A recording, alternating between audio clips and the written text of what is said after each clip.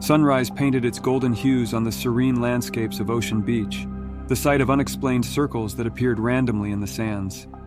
They were like the creepy crop circles that appear in cornfields, except much more intricate. Appearing overnight, eerie in their inexplicable presence. I'm a journalist and I have always been a skeptic by nature. I had seen many stories over the years that were ridiculous transform into legends. The scars of hoaxes and the sting of elaborate fakes were all too familiar.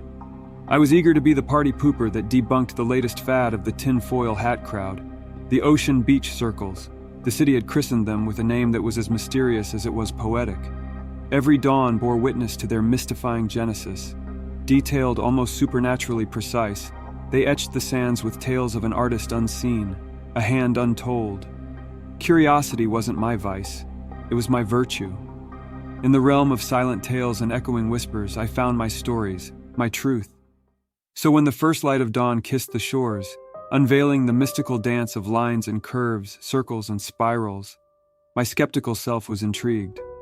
I couldn't find any evidence that it was a hoax, so I became fascinated, almost obsessed, staking out the beach at crazy hours to get answers. Days transformed into nights, and nights unveiled the enigmatic dance of circles. There was a method to this madness, an eerie precision that danced on the fragile line between the earthly and the ethereal. Every grain of sand, every curve of the circle echoed a story untold in a world where skepticism met wonder. I had company most days, one of my fellow reporters. "I know what you're thinking, another hoax, right?" murmured Sarah, another cynic, her voice echoing the silent refrains of a story unraveling. Hoax. The word hung in the air, echoing the scars of stories untold, of truths buried under the elaborate dance of fakes and forgeries. Yet every grain of sand that bore the enigmatic imprint of circles whispered tales of a world where skepticism bowed to wonder. My notepad, a silent witness to the eerie dance of lines and spirals, bore scribbled musings of a skeptic treading the waters of belief. Every dawn that unveiled the mystical etchings on the sands was a silent testimony to the dance of incredulity and wonder. I was not a believer, yet amidst the enigmatic circles, under the silent gaze of the moon that bore witness to their eerie genesis. How the hell was this possible? I had set up 3 hidden cameras and I was there in person almost every night but saw nothing. My skeptical self stood defeated, drowned under the echoing refrains of an unworldly symphony. There was no earthly hand that could weave this enigmatic dance, no human artist who could etch the sands with such ethereal grace. Those fascinating new thoughts all came to a screeching halt when I saw Sarah around sunrise that fateful morning. I thought my fellow skeptic was trying to debunk the circles like me, but I was quite wrong. She had a machine that looked like a metal weed trimmer with a variety of spinning blades on the end to make the patterns in the sand. "It's a masterpiece, isn't it?" she said, proud and excited to reveal that she was the puppeteer. The device she carried was simple but ingenious in its efficiency. She demonstrated how quickly she could make the circles, less than 5 minutes. I suddenly thought of my hidden cameras, but before I could ask, she laughed and said that she had somehow messed with the recordings. She explained in some tech jargon that I didn't understand, or even try, since I was in shocked amazement trying to process. Sarah's laughter, echoing the triumphant refrain of skepticism vindicated, danced in the air. "I knew it!" she exclaimed, her gaze fixed on me. "You were totally fooled!" A silent whisper of disappointment echoed the untold tales of a skeptic who had dared to believe. After I published the article with Sarah, she became quite an instant celebrity for a short period, and I went back to permanently being a skeptic, a journalist who had dared to tread the waters of belief. Never again. To remember the day that I officially thought I was losing my sanity. The fog that always seemed to wrap Alcatraz Island in its cold, damp arms was thicker today. I thought it was just another one of San Francisco's quirks. Nothing unusual. A whiff of marijuana, crisp and subtle, filled my senses as I inhaled from my vape pen. My fingers felt the cool metal grounding me in reality. Or so I thought. "I was innocent!" A voice clawed through the fog. A shiver raced down my spine. My gaze, half-hazed, darted around. Tourists, guards, none seemed to notice. It wasn't the first time. These voices, hushed whispers, and agonizing pleas followed me through the somber halls of Alcatraz during my tours. "Help me," they'd whimper. Files, records, tales of unsung inmates became my religion. There was something here, a story untold, a mystery unfurled. Today it was Samuel, a prisoner of the 50s, echoing his innocence. "They framed me," he hissed as I paced the cell blocks. Vape pen in hand, I'd inhale, the sweet release of THC casting doubts. Was Samuel a creation of my sedated mind? The cold case files told tales of a murderer, merciless, cold. But the voice that crept through Alcatraz's walls spoke of injustice. In the eyes of the law, Samuel was a killer, but in the eerie silence of the prison, he was a victim. "I need to find the truth," I found myself whispering to the walls. The chilly mist of the island was a stark contrast to the warm smoke filling my lungs. I exhaled. Gray mist met eerie fog, a dance of the damned and the living. Weeks slipped into a haze of chilling whispers and echoing pleas. Samuel's voice led me to the files buried deep, stories untold, evidence unseen. Letters, transcripts, testimonies. Each piece, a haunting melody of a narrative rewritten by the powerful. The voices grew louder. Their cold touch cut through the comfort of my high. An old newspaper clipping, yellowed and frail, found its way to my trembling hands. "A confession coerced," it read. A verdict rushed. The haunted corridors of Alcatraz seemed to scream in silent vindication. The island was alive with the tales of those long gone. I'd walk the hallways, vape pen painting illusions of sanity as voices, clear and haunting, recited tales of horrors endured. The marijuana was both a curse and a solace. Each puff, each spiral of smoke was a question. Were the voices real or layered hallucinations in my THC-laden mind? One evening I stood before the cell Samuel called hell. "I was betrayed," echoed through the silence. My fingers tightened around the vape pen. In the ghostly silence of Alcatraz, it was my only tether to reality. The fog unveiled secrets, each revelation painting Samuel not as a killer but a pawn. A game of power, deceit, lives bartered. But could I trust the voices? In the archives buried deep amid the dust and despondency laid Samuel's last letter. Words penned with quivering hands spoke of innocence, a plea for justice.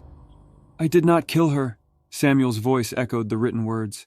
The fog, the eerie silence of Alcatraz, the haunting echoes, they were not apparitions of my high mind.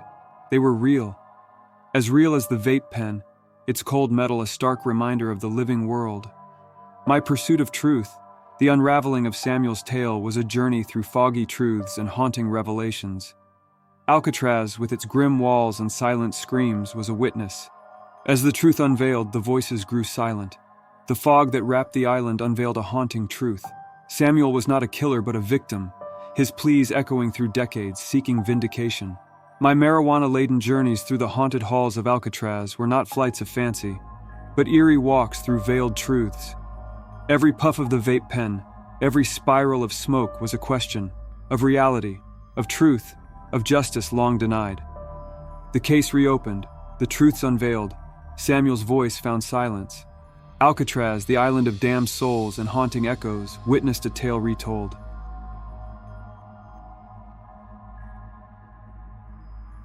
I had always admired the elegance of the famous Nob Hill house, the intricate architecture and elaborate cornices. Every curve and corner told a story of the earthly opulence and human ingenuity. So when I first heard the insidious whispers of hauntings, of sinister shapes lurking in the delicate contours of the buildings, I scoffed. Science had been my religion, the empirical world, my sanctuary. It reminded me of a story from earlier that summer where an elaborate hoax was perpetrated by creating fancy crop circles nightly on the beach. Of course, it turned out to be fake. I am Dr. Alex Hartfield, a man of letters, publications, and hard evidence. A physicist who had spent decades dissecting the universe into manageable, quantifiable, and explainable fragments. Ghosts, spirits, hauntings. They were fairy tales, woven into the fabric of the human psyche, entertaining yet baseless. It was Jonathan, a fellow researcher and a dear friend, whose urgent call interrupted one of my late-night musings. He was a rational man, yet his voice trembled with an inexplicable excitement. "Alex," he insisted, "you need to come to Nob Hill. There's something here. Something I can't explain." Jonathan, the seasoned biologist, stumbled upon something unquantifiable. When I went to investigate the Nob Hill house I stepped into was shrouded in an enigmatic silence. As I ascended the famed steps, the echoes of my rational, scientific world were drowned by the cacophony of sinister whispers and unsettling murmurs. Jonathan said, "Tell me you don't feel it too." Feelings. The most unreliable of human faculties. I was a man of data and numbers. Yet here, amidst the chilling winds that seemed to echo the sinister refrains of untold horrors, I found my empirical self unanchored. Jonathan was correct to my surprise. I saw and heard things I couldn't explain. There was nothing crazy like in the movies, just small glimpses of things out of the corner of my eye, or barely audible voices. My interest was equal part fascination at the possibility of spirits being real, and the other half was trying to find evidence that I was being manipulated, and this was an elaborate hoax. I couldn't resist returning the next day, then the next, and so on. My journey into the world of spectral silhouettes and eerie echoes was unintended. Each night I would delve deeper into a world unquantified. My roots in the empirical world ran deep. A doctorate in physics from MIT, and I had become something of an authority on investigating haunted locations and proving there was nothing supernatural. An expert cynic. I debunked many spooky locations, doing a series of publications and even some videos ruining the stories of ghost hunters. The triumph of reason over superstition. These were my anchors. I tried to convince myself of that for as long as possible.